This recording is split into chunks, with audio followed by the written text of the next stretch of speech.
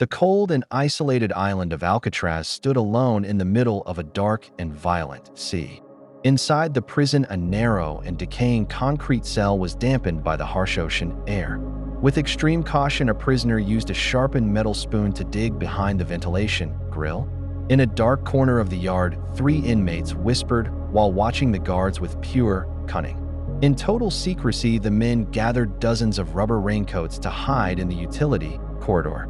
They used the heat of hot steam pipes to seal the raincoats into a makeshift escape raft. Using soap and toilet paper, the inmates sculpted realistic dummy heads and attached real human hair. At midnight, a guard shone his flashlight into the cell where the dummy heads lay on the pillow.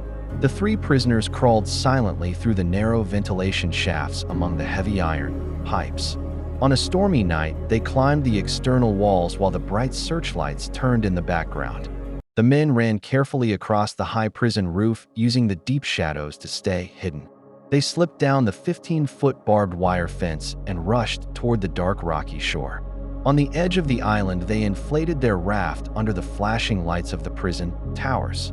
The inmates rode into the pitch-black waves, fighting the freezing water with small pieces of wood. The next morning, a terrified guard discovered the trick, holding the dummy head in complete shock. Sirens blared across the island as armed guards and police dogs searched the area for any trace. Coast Guard boats and helicopters scanned the San Francisco Bay with powerful searchlights looking through the water. Days later, a few torn pieces of raincoats and small paddles washed up on a nearby sandy beach. Decades later, an official FBI file remained open on a desk marked with a red unsolved stamp.